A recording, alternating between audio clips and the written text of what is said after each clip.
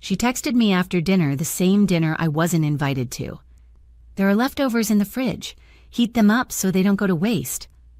I stared at those words, lit by the glow of my phone, and felt something inside me go still. That was the moment I realized I could no longer live where I was treated like an afterthought. My name's Brenda Turner, and if you're listening to this, I want to know, where are you watching from tonight? Because wherever you are, I hope you've never had to taste the kind of loneliness that comes from sitting in a house you helped build, yet feeling like you don't belong in it anymore. But before I tell you what happened that night, the night that changed everything, I need to take you back to where it all began. Back to when I still believed that love, respect, and family meant the same thing. When my husband Raymond passed away 5 years ago, I thought my life had gone quiet for good. He was the kind of man who hummed gospel hymns while fixing leaky faucets and kissed me on the forehead every morning before heading to the garage. After the funeral, the house was too big, too silent, and too filled with memories that hurt to touch. It was my son, Daniel, who suggested I move in with him and his wife, Samantha. "Mom, we have plenty of space," he said over the phone one evening. "It'll be good for all of us. You can help with little Jonah, and we'll be right there if you need anything." At first, I hesitated. I'd always been independent. I'd raised Daniel to stand tall, to work hard, and to treat people kindly. I didn't want to feel like a burden. But then Samantha got on the line, warm, sweet, enthusiastic. "Oh, Brenda, please come," she said. "You're family. We'd love to have you." And so, I packed up 40 years of marriage photographs, recipes, letters, memories, and moved into their newly built 2-story home on the outskirts of town. The first months were beautiful. I still remember the smell of Sunday mornings there, pancakes sizzling, Jonah giggling as I wiped flour from his cheeks, Samantha humming softly while setting the table. We had dinner together every night, laughing over small things. Daniel would tell me about his work at the construction firm, and Samantha, a rising star in a marketing company, would talk about campaigns, deadlines, clients. They made me feel needed again, useful. I would pick Jonah up from preschool, bake his favorite oatmeal cookies, and tell him bedtime stories about how his grandfather once saved a stray dog in the middle of a rainstorm. One evening, as we sat on the porch watching the sunset, Samantha said, "I don't know what we'd do without you, Brenda." That single sentence felt like sunlight after a long winter. I wanted to make their lives easier. So when Daniel mentioned their mortgage was heavy, I offered part of my savings money Raymond and I had set aside for retirement trips we'd never take. "I don't need it sitting in a bank," I said. "You two have a future to build." Daniel hesitated, but Samantha was quick to accept. "That's so generous, Mom," she said. That was the last time she called me Mom.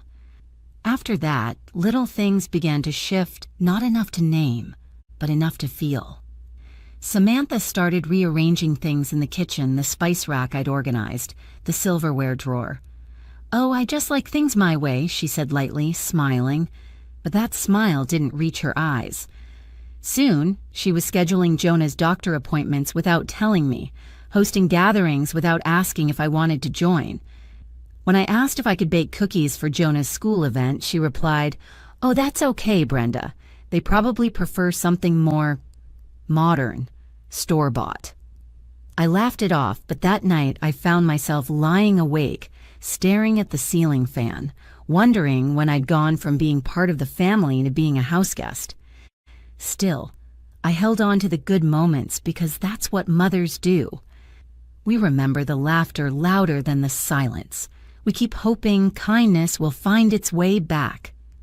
And every time Daniel hugged me before leaving for work, I told myself everything was fine. But deep down, I could feel something shifting like a crack spreading quietly across a window pane. You don't notice it at first, until one day the light comes through differently. And that day was coming sooner than I thought. It didn't happen all at once, that's the cruel part. Disrespect doesn't always arrive in shouts or slam doors. Sometimes it slips in through polite smiles and phrases that sound harmless, until you hear what they really mean. The first time Samantha called me Brenda instead of Mom, it was at breakfast. "Brenda, can you pass the butter?" she said casually, eyes fixed on her phone. It caught me off guard, the way a sharp word does when you least expect it. Daniel didn't notice. He was scrolling through the news, sipping his coffee. I passed the butter, smiled faintly, and told myself I was imagining it. But after that, Mom disappeared completely. She used my name in every sentence like she was drawing a line. And when she began telling Jonah, "Ask Grandma if she's busy before you go into her room," it wasn't about respect. It was distance disguised as politeness. It's strange how a house can start to feel unfamiliar even while you're still living in it. The walls were the same, the floors still creaked in the same spots, but I started walking softer, speaking less, taking up less space. Samantha would host small gatherings in the living room, wine glasses, laughter, co-workers from her office, and I'd stay upstairs pretending to be asleep. One night, I came down for some water and overheard her say, "She's sweet, but it's exhausting having her here all the time. I just want our space back, you know?" The laughter that followed was like glass breaking in my chest. I froze halfway down the stairs, gripping the banister. For a second, I wanted to walk into that room, to remind her that I was the one who helped buy this house, that I had packed up my life and my grief to be here. But I didn't. I turned around and went back upstairs, one slow step at a time, because I knew Daniel wouldn't have known what to say. The next morning, I pretended nothing happened. I made coffee, fried eggs, and smiled like everything was the same. That's what years of being a mother teach you, how to keep love alive even when it hurts. Still, I started noticing little things. When I'd cook dinner, Samantha would correct my seasoning, saying, "It's good, Brenda, but people these days prefer lighter flavors." She began changing the furniture arrangement without asking, moving my favorite armchair out of the living room because it didn't match the aesthetic. Once, when Daniel was away on a business trip, she even suggested I spend a few nights at a friend's house for a change of scenery. I laughed softly and said, "This is my change of scenery." But that night, when I went to bed, the silence felt heavy enough to crush me. I tried to remind myself of the good things, Jonah's laughter, Daniel's gentle heart. Whenever Jonah ran into my arms yelling, "Grandma," I'd forget the ache for a while. I'd braid his curls, tell him stories, and tuck him in even when Samantha rolled her eyes because I spoiled him with old-fashioned bedtime tales. But one afternoon, as I was folding laundry in the guest room, I heard her on the phone again. "Yes, she's still here," she said. "I know, right? It's like living with a ghost." That word ghost stayed with me for days. I wanted to tell her ghosts don't feel pain, but I did, every single day. Then the changes became practical. She started locking certain cabinets for organization, she said. My name disappeared from the mailbox. When Daniel's company hosted a family picnic, I found out through Facebook photos. And yet, every evening when Daniel came home, I still smiled and asked, "How was your day, son?" Because I didn't want to make him choose. I didn't want him to see his mother as the reason his marriage was strained. Still, I could tell something inside me was breaking, a quiet fracture spreading from one ignored moment to another. One evening, as I was tucking Jonah into bed, he looked at me with his sleepy little eyes and whispered, "Grandma, why doesn't Mommy like you anymore?" My throat tightened. I kissed his forehead and said, "Sometimes people forget how to be kind, sweetheart, but that doesn't mean we stop being kind to them." When I turned off his nightlight, I sat there for a moment longer, listening to his breathing. And that's when it hit me. Kindness without boundaries isn't love, it's surrender. But I wasn't ready to surrender, not yet, because soon Samantha's promotion would change everything and it would show me just how invisible I'd become. The morning Samantha got the call about her promotion, the entire house buzzed with excitement. She came down the stairs in her silk robe, phone in hand, voice trembling with joy. "I got it," she cried, waving her phone. "Regional manager. Do you hear me, Daniel? I got it." Daniel jumped up from the kitchen table and hugged her, spinning her around. Jonah clapped, laughing because everyone else was laughing. And I smiled too, because that's what you do when you love someone even if they haven't loved you back for a while. That whole week, Samantha was glowing. Packages arrived at the door. New dresses, heels, jewelry. She spent hours on the phone arranging a celebration dinner. I didn't think much of it. After all, she always made a big deal out of these milestones. One morning, I asked gently, "What should I wear, dear? Something formal or—" She looked up from her laptop, blinking like she'd forgotten I was even there. "Oh," she said finally, "it's actually more of a company dinner. Just work people. Nothing fancy." But that evening, I overheard Daniel talking about the restaurant, one of those high-end places with valet parking and crystal chandeliers. I should have asked again. I should have made her say the truth out loud. Instead, I baked Jonah's favorite banana bread, wrapped it in foil, and told myself maybe they'd bring me back a slice of dessert. Saturday night arrived. I heard the rush of heels on tile, the faint smell of perfume drifting down the hall. Samantha came downstairs in a shimmering gold dress, her hair in soft curls. Daniel looked proud. Jonah wore a little bow tie and sneakers that lit up when he walked. I stood by the kitchen counter, hands folded. "You all look wonderful," I said softly. Daniel smiled and kissed my cheek. "We won't be too late, Mom." Samantha added, "Yes, we'll bring you something." She said it like a throwaway promise, the kind people make to ease guilt they don't plan to feel. And then they left. The door clicked shut. Their laughter echoed down the driveway before fading into the night. I stood in the empty hallway for a long time. The house was quiet, too quiet. I turned off the lights, made myself a cup of tea, and sat at the dining table they'd just left. 3 untouched candles stood in the center, wicks still white. I stared at the empty chairs and tried not to think about how foolish I must have looked, waiting for an invitation that never came. The clock ticked louder than usual. The refrigerator hummed. Outside, a dog barked somewhere far away. I thought about Raymond, how he would have told me to get my coat and treat myself to dinner, too. But grief has a way of making you small, and habit makes it worse. So I stayed home. Hours later, I checked my phone. The first photo popped up on my feed, Samantha smiling in that golden dress, champagne in hand. The caption read, "So proud of this beautiful family that made tonight perfect." There they were. Daniel, Jonah, Samantha. All 3 sitting at a long table with her coworkers' plates full, laughter frozen in time. And me? I was behind the lens that didn't exist in their world anymore. At 10:43 p.m., my phone buzzed. A message. "There are leftovers in the fridge. Heat them up so they don't go to waste."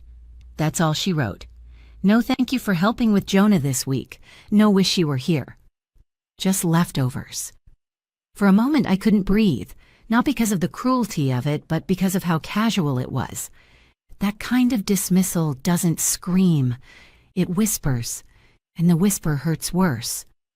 I typed one word back. Okay. And that was it. No anger, no begging, no more pretending. I stood up, poured out my cold tea, and looked around the kitchen one last time. The walls I'd cleaned, the curtains I'd sewn, the table I'd polished, none of it felt like mine anymore. I went upstairs and opened my suitcase, the same one I'd used when I moved in. I folded my clothes neatly. I packed Raymond's photo, my Bible, Jonah's drawings. I looked around the room, spotless, quiet, and whispered to myself, "This is not a home. This is a waiting room." When dawn came, I slipped out. No notes, no noise, just silence. But I didn't go far. Not yet. Because when you've built a life around people who stop seeing you, walking away isn't just leaving. It's learning how to exist again. And as it turns out, my leaving would uncover something much darker than hurt feelings. Something that showed me who Samantha really was. The sky was still gray when I closed the door behind me. No one saw me leave. No one tried to stop me. The world outside was quiet, the kind of quiet that only comes before sunrise, when even the birds haven't found their voices yet. I carried one suitcase and Raymond's photo tucked under my arm. That was all I needed. Everything else in that house, the curtains I'd sewn, the dishes I'd bought, the memories I'd tried to preserve no longer belonged to me. For the first time in years, I didn't feel old. I felt light, like a woman walking away from a storm that had already passed. I took the early bus out of town to the coast. My friend Marjorie owned a small guest house there, white walls, blue shutters, always smelling faintly of salt and lemon polish. When I called her the night before, my voice trembling, she didn't ask for explanations. She just said, "Come, Brenda, there's a room waiting for you." When I arrived, she hugged me like someone who already knew the weight I was carrying. "You look tired," she said softly. "I've been tired for a long time," I replied. She led me to a room facing the sea, small but warm, with a view of the sunrise. I unpacked in silence, folded my clothes neatly into the dresser, and placed Raymond's photo on the nightstand. His smile, frozen in time, seemed to say, "You did the right thing." That first morning, I made myself tea and sat by the window, watching the light spill across the water. The waves didn't care who I was or what I'd left behind. And for the first time, I didn't feel invisible. Marjorie joined me later with a plate of toast. "So," she said, "you finally left that house?" I nodded. She didn't look surprised. "I've been wondering how long it would take," she murmured. "You used to sound so alive when you talked about your family. Lately it was like you were describing strangers." Her words hit me deep, because that's exactly what they had become, strangers who shared my blood but not my heart. Over the next few days, I tried to rebuild small routines. Morning walks along the sand, reading on the porch until dusk, cooking for one, something I hadn't done in years. And every night I'd whisper a quiet prayer of gratitude, not for what I had, but for what I'd finally released. But peace doesn't come without ghosts. Sometimes I'd wake in the middle of the night, hearing Jonah's laughter in my dreams. I'd see his little hands waving as he ran toward me, calling, "Grandma!" Then I'd remember that I'd left him behind in that house, and my heart would ache in ways words can't explain. I told myself I'd call soon, but not yet. I needed to breathe first to remember who I was outside of their world. One afternoon, while I was helping Marjorie sort through boxes in her attic, she paused suddenly. "Brenda," she said carefully, holding something in her hand, "did you ever sell that old jewelry set Raymond gave you?" I frowned. "No, of course not. Why?" She hesitated. "Because a few months ago, Samantha stopped by my cafe. She said she was thinking of selling some pieces for you. She even showed me pictures." I froze. "She what?" Marjorie nodded slowly. "I didn't believe her. I told her to have you call me. She said you were too tired to deal with it and wanted her to handle everything. I told her no." A chill crawled up my spine. That jewelry wasn't just valuable, it was sentimental. Raymond had saved for months to buy it. I'd kept it locked in the small box inside my dresser, the one I didn't pack because I thought it was safe. I realized then that my leaving hadn't just been an escape. It had been timely. Because if I hadn't left, I might have lost more than just dignity. I might have lost everything Raymond left behind. That night, I called Daniel. He didn't pick up. I left a simple voicemail. "Son, I've moved out. I'm safe. I'll reach out when I'm ready." No anger, no explanation, just peace. But I couldn't shake the thought of that jewelry box. Not because of the money, but because of what it meant. If Samantha had lied about that, what else had she lied about? The next morning, as the waves rolled in, I sat on the porch holding my tea and thought about how strange it is that people can live under one roof and still inhabit completely different worlds. I had loved them with everything I had, my time, my savings, my silence, and in return they'd given me indifference wrapped in politeness. But the thing about silence is it's not weakness, it's a warning. And soon, that silence of mine was going to speak louder than any words I could have said, because when I left, I didn't just take my suitcase. I took the truth with me. For a few days, there was nothing but quiet. No calls, no texts, not even a missed message. It was as if my absence hadn't created a gap at all, just a small silence they didn't notice. But I knew better. Silence always unsettles the guilty. On the third evening, as I sat with Marjorie watching the sky turn gold over the sea, my phone finally buzzed. Daniel. Mom, where are you? Samantha said you just left? His voice was tight, confused, maybe even scared. I'm fine, I said gently. I needed a little peace, that's all. There was a pause. You should have told me. I did, just not in words you were ready to hear. He sighed. Samantha's worried. I almost laughed. I'm sure she is. But I didn't say more. I wanted him to sit in the quiet the way I had long enough to hear what the silence had to say. That same night, they came home from another dinner, this one. Not a celebration, but a surprise. My room was empty. The bed made. The closet bare. On the dresser sat a single envelope with their names written in my hand. Inside was a short note. Daniel and Samantha. Thank you for letting me stay with you. I've realized it's time for me to find my own peace again, somewhere I'm wanted, not tolerated. Please don't worry about me. The house is spotless. The bills are paid, and Jonah's things are where they belong. Be kind to each other, and be careful with what you value. Not everything can be replaced. Brenda. I heard later that Samantha went pale as snow when she read that last line. 2 days later, Daniel drove to the coast. He found me sitting on Marjorie's porch, a cup of tea in my hands. He looked older, shoulders heavy, eyes searching mine for anger that wasn't there. Mom, he said quietly, what happened? I gestured for him to sit. Nothing new, Daniel. It's what's been happening for a long time. He ran a hand through his hair. Samantha said you left because of something she texted? I smiled faintly. She told me there were leftovers in the fridge, and she was right. I just didn't tell her which leftovers I was leaving behind. He blinked, confused. What do you mean? Disrespect, I said softly. It piles up like cold food. Eventually, it starts to rot. He looked down, guilt flooding his face. Mom, I didn't realize.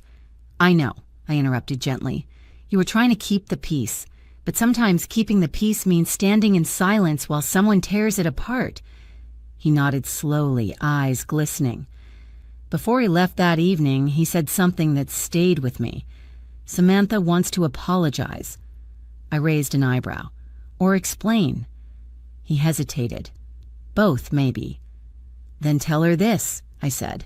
Apologies don't come through other people. She knows where to find me. 3 days later, Daniel came back again, this time looking shaken. She did something, didn't she? I asked quietly. He nodded, jaw tight. I found a transfer from your savings account from months ago, $4,800. I thought you'd given her permission. My stomach dropped. What?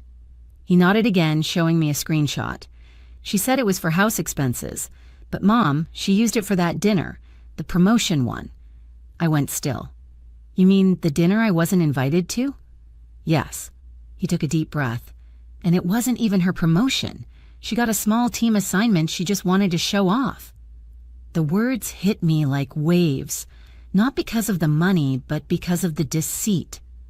Every little kindness I'd given her, she'd turned into currency. Daniel buried his face in his hands. I'm sorry, Mom. I should have seen it. I reached across the table and touched his hand. You see it now. That's what matters. He looked up, eyes red. What are you going to do? Nothing, I said simply. You can't win peace by fighting people who live off chaos. Let truth do what truth does. It always finds its way home. That night, I sat by the sea and let the wind sting my face. There was pain in knowing my silence had forced this truth into the open, but also relief. Because sometimes, walking away isn't retreat, it's revelation. And I knew, before long, everything that needed to fall apart would. The next week would bring that reckoning, loud, messy, and long overdue. And for the first time, it wouldn't be me who spoke. It would be Daniel.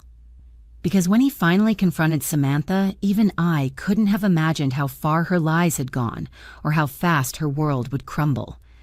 It was a Friday afternoon when Daniel called again.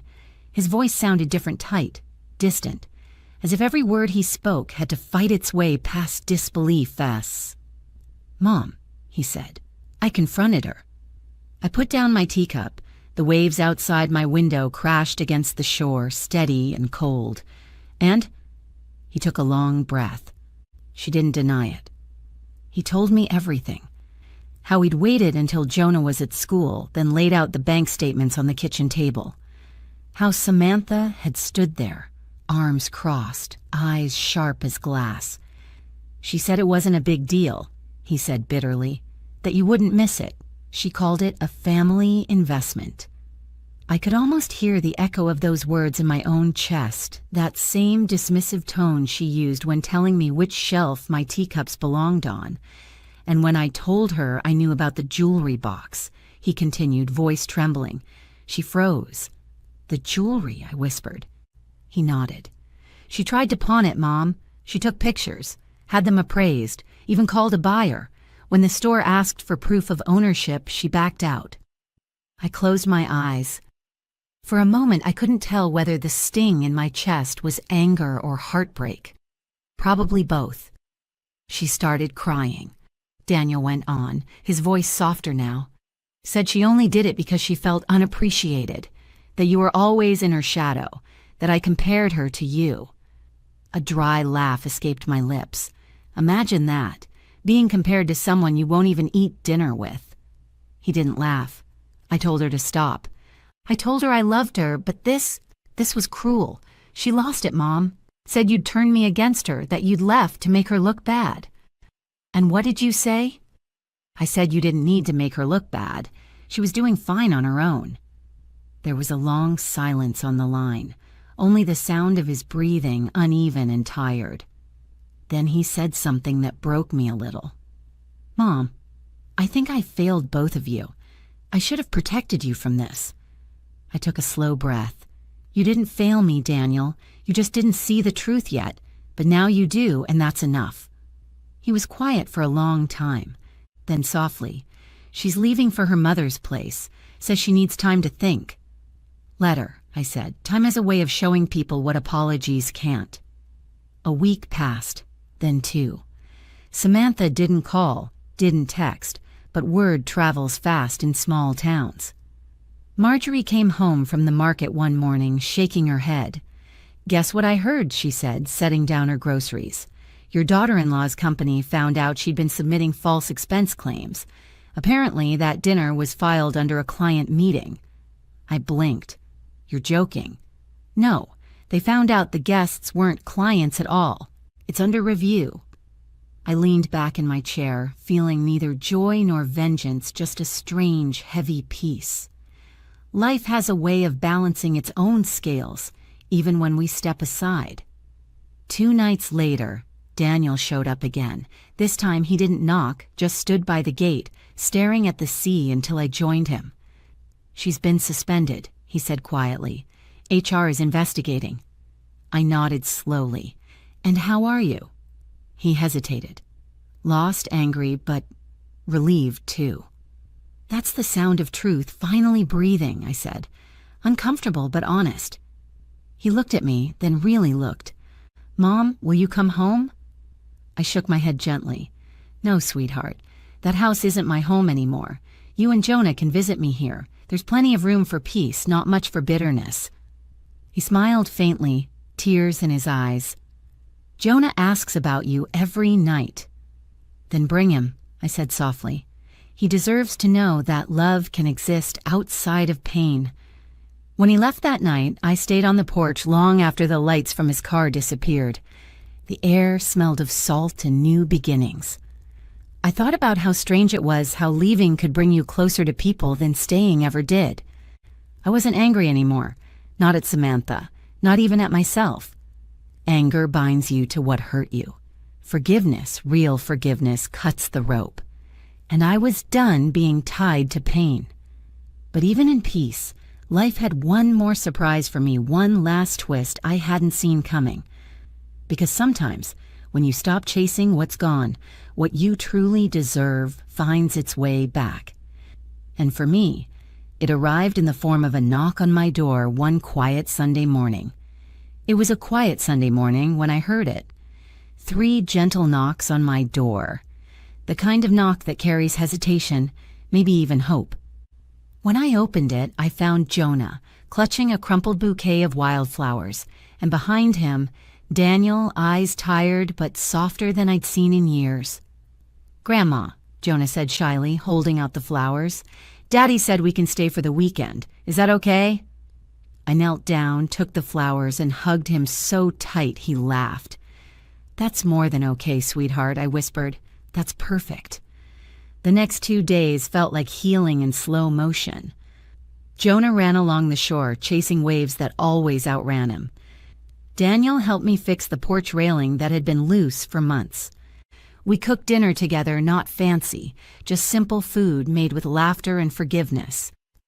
At one point, Daniel looked around the small seaside cottage and said quietly, "I get it now, Mom.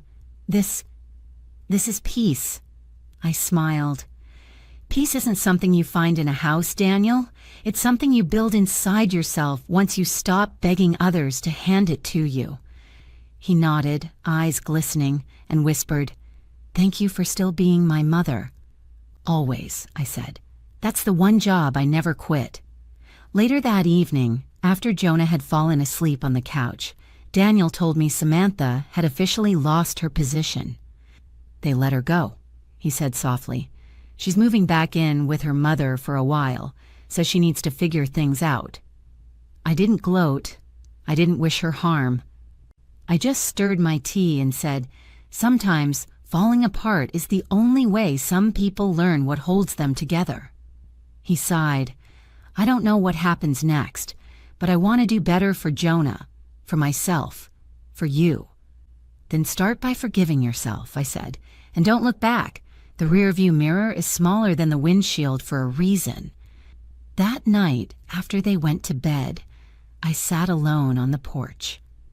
The moonlight shimmered across the sea like spilled silver, and I could hear the waves whispering against the rocks below. It felt like they were talking to me, reminding me how far I'd come. I thought about everything I'd lost, everything I'd given, and everything I'd gained in return. There was grief, yes, but also gratitude. I realized that leaving that house hadn't been an act of anger. It was an act of self-respect. I hadn't walked away to punish them. I'd walked away to save what was left of me. A few weeks later, Samantha called. Her voice was small, unsure. "Brenda," she said quietly, "I know I don't deserve it, but thank you for not ruining me." I paused. "I never wanted to ruin you, Samantha. I just wanted you to see me." She was silent for a long time. Then she said, "I do now, and I'm sorry." "Good," I said gently. "Then maybe next time you sit at a table, you'll remember the ones who helped build it." And then for the first time, I meant it when I said, "Take care of yourself." Because forgiveness doesn't mean forgetting. It means freeing yourself from someone else's shadow and walking into your own light. Months passed. The cottage became my sanctuary, a place filled with morning sunlight, the smell of coffee, and the sound of Jonah's laughter echoing down the hallway when he visited. I started volunteering at the local library, reading stories to children every Thursday. Some days I'd see women around my age sitting quietly in the back, eyes glistening as they listened.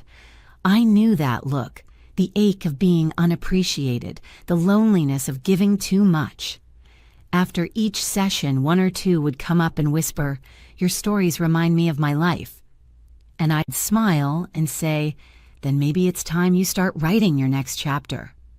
Because that's what I'd done, written a new chapter. Not out of revenge, but out of remembrance, Mount. Not to prove a point, but to reclaim my worth. I learned that sometimes the loudest way to demand respect is to walk away in silence. That sometimes the only way to be seen is to stop standing where you're invisible. And when I look at Jonah now running on the beach, laughing freely, I know I didn't lose a family. I found peace. And maybe that's what family was supposed to be all along. When I packed my bags that night, I thought I was walking away from a home. But I see it now. I wasn't leaving something behind. I was walking toward myself,